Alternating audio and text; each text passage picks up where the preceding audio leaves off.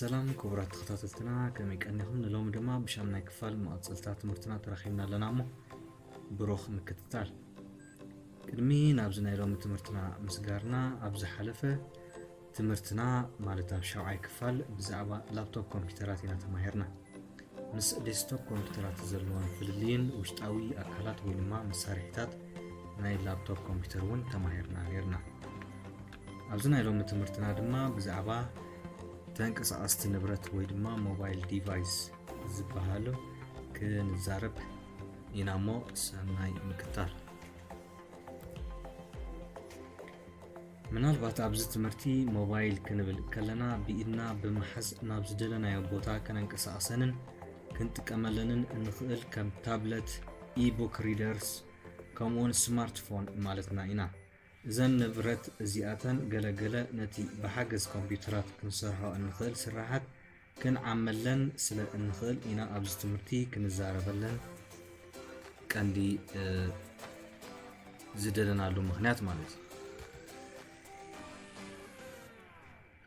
እዘን ኣብ ስእሊ ንዕዘበን ዘለና ድማ እተን ብተንቀሳቐስቲ ንብረት ወይ ድማ ሞባይል ዲቫይስ ኢልና ንፅውዐን ማለት እዩ ቀዳሚት ዘላ ኢቡክ ሪደርስ ወይ ኤሌክትሮኒክ ሪደርስ ኢልና ንፅውዐን ብካልኣይ ከዓ ታብሌትስ ኣለዋና ብሳልሳይ ደረጃ ከዓ እዘን ስማርትፎን ኢልና ንፅውዐን ሞባይል ቴሌፎናት ንርኢ ኣለና ማለት እዩ መጀመርታ ብዛዕባ ታብሌት ኮምፒውተርስ like laptops tablet computers are designed to be portable ብናሎ ልክዕ ከም ላፕቶፕ ኮምፒውተራት እዘን ታብሌት ኮምፒውተራት ኢልና ንፅውዐን ድማኒ ካብ ቦታ ናብ ቦታ ሒዝናየን ክንንቀሳቐስ ንኽእል ኣዝየን ብዓቐነን ንእስ ዝበላ ካብ ላፕቶፕ እየን ማለት እዩ እዘን ታብሌት ኮምፒውተራት ካብ ላፕቶፕ ዝፈልየን ሓደ ኪቦርድ የብለንን ወይ ድማ ታች ፓድ ኣይጥቀማንን እቲ ናታተን ስክሪን ታች ስክሪን ስለ ዝኾነ ወይ ድማ ታች ሴንሲቲቭ ስለ ዝኾነ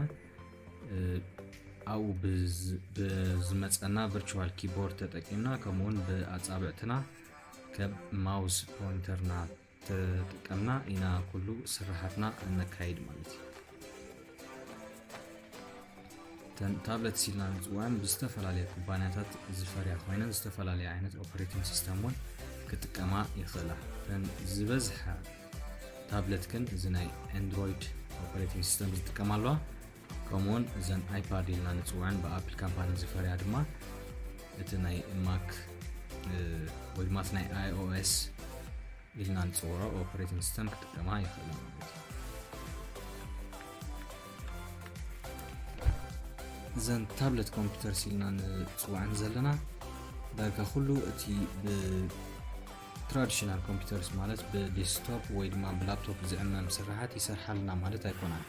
እዘን ታብሌት ኮምፒውተራት ከም ተወሳኺ ኮምፒውተር ክንግልገለለን ኢልና እንገዝአን ወይ ድማ እንጥቀመለን ንብረት እዩ ብኻልኣይ ደረጃ ኣብ ተንቀሳቐስቲ ንብረት እንሪኦ ድማ እዚ ሪደርስ ኢልና ንፅውዖ እዩ ወይ ድማ ኢቡክ ሪደርስ እዚን ልክዕ ታብሌት ዝመሳሰላ ኮይነን ግን መጽሓፍቲ ንምንባብ ዲጂታል ዝኾኑ መጽሓፍቲ ወይ ድማ ኢቡክስ ዳውንሎድ ጌርና ንኸነንብበለን ዝጠቕማና መሳርሒ እየን ማለት እዩ ዋላ እኳ ልክዕ ከም ናይ ታብሌት ቅርፂ ዓቐንን ይሃለዎ እንዳ እምበር ከም ናይ ታብሌት ዝተፈላለዩ ኣፕሊኬሽንስ ፅዒንና ክንጥቀመለን ኣይንኽእልን ኢና ተንቀንዲ ኣብዚ እዋን እዚ ኣዝየን ፍሉጣት ዘለዋ ናይ ኢቡክ ሪደርስ ኣማዞን ኪንድል ባርነስ ኤንድ ኖብል ሉክ ዝበሃላ ከምኡውን ብኮቦ ዝፍለጣ ድማኒ ኢቡክ ሪደርስ ኣለዋ እዘን ዝበዝሓ እዘን ኢቡክ ሪደርስ ኢንክ ዝበሃል ዲስፕሌይ ወይ ድማ ስክሪን ይጥቀማ ማለት እዩ እዚ ድማ ብቐሊሉ ካብዚ ናይ ኮምፒውተር ስክሪን ፍሊ ዝበለ ኮይኑ ንምንባብ ይሕግዘና ማለት እዩ ዋላ ብድሙቕ ፀሓይ ናይ ብርሃን ዋላ ብዘለወሉ ግዜ ሲ ንኸነንብብ የኽእለና ማለት እዩ ልክዕ ከም ተራ መፅሓፍ ነንብብ ዘለና በዘን ኢቡክ ሪደርስ ተጠቂምና ድማ ዲጂታል ዝኾነ መፅሓፍቲ ከነንብብ ንኽእል እዚ ክንብል ከለና መጽሓፍቲ በዘን ኢቡክ ሪደርስ ጥራይ ይንበብ ማለት ኣይኮነን ብታብለት ከነንብብ ንኽእል ኢና ብሞባይላትና ከነንብብ ንኽእል ኢና ብላፕቶፕ ይኹን ዋላ ብዴስክቶፕ ኮምፒውተራት እዚ ዲጂታል መጽሓፍቲ ከነንብብ ንኽእል ኢና እዚአን ገለ ኣብነታት ናይ ኢቡክ ሪደርስ እዮም ማለት እዩ ብኪንድል ወይ ድማ ብኣማዞን ኪንድል ዝፍለጣ መንበቢ ዲጂታላዊ መጽሓፍቲ እየን ካልኦት እውን ብበዓል ኮቦ ዝበሃላ እውን ኣለዋ ብሳልሳይ ደረጃ እንሪኣ ድማ ብተንቀሳቃሲ ንብረት ማለት እዩ ስማርት ፎንስ ኢልና ንፅውዐን እዚአን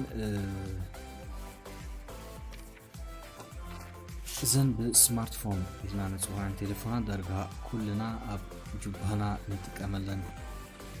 ዘለና ቴሌፎናት ኮይነን ካብቲ ተራ ነገር ሓንቲ ቴሌፎን ትሰርሖ ቴሌፎን ምድዋል ቮይስ ሜል ምጥቃም ከምኡ ቴክስት ሜሴጅ ሓሊፈን ኢንተርኔት ንኽንጥቀም ብዋይፋይ ወይ ድማ ብናይ ሴሉላር ኔትወርክ ተጠቂምና ብዳታ ኢልና ንፅውዖ ናይ 3G 4G 5G ንኽንጥቀም ዘኽእላና ዓይነታት ቴሌፎናት እየን ማለት እዩ ብተወሳኺ እውን ልክዕ ብኮምፒውተርና ወይ ብታብለት ወይ ብላፕቶፕ ንሰርሖ ንኽእል ናይ ብኢንተርኔት ብያሬታ ብስማርትፎን ተጠቂምና ኢሜይል ቼክ ክንገብር ንኽእል ኢንተርኔት ክንጥቀም ንኽእል ዝተፈላለዩ ንብረት ብኦንላይን ክንገዝእ ንኽእል ቪድዮ ኤዲት ክንገብር ንኽእል ዝተፈላለዩ ስእሊ ክንስእል ንኽእል ዝተፈላለዩ ስራሓት ብስማርትፎን እውን ክንሰርሕ ዘኽእላና ዓይነት ተንቀሳቓሲ ንብረት እየን ማለት እዩ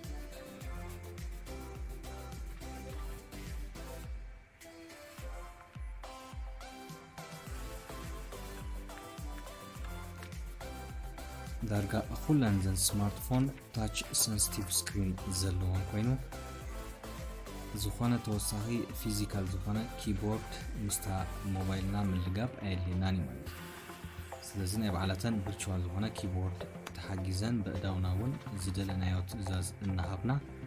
ጌም ዲና ክንፃወት ዋላ ዝተፈላለየ ኣፕሊኬሽንስ ኣክሰስ ኣብ ምግባር ብታች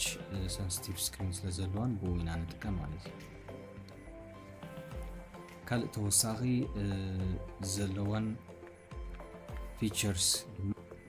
ከም ዲጂታል ካሜራ ዝኣመሰለ ደረቕ ስእልን ከምኡውን ተንቀሳቓሲ ስእልን ከነልዕለሉ ንኽእል ከምኡውን ዝተፈላለየ ሙዚቃ ይኹን ናይ ቪድዮ ፋይላት ክንርኢ ድማ ይኽእላና ማለት እዩ እዘን ስማርትፎን ኢልና ንፅውዐን ዘለና ዳርጋ ከምዘን ናይ ቀደም ላፕቶፕ ንበለን ወይ ከም በዓል MP3 መሳርሒታት ናይ ሙዚቃ ንሰምዓሉ ዝነበርና ዲጂታል ሚውዚክ ፕሌየርስ ከምኡውን ዲጂታል ካሜራ ዳርጋ ተኪአን እየን እንተበልና ምግናን ኣይኮነን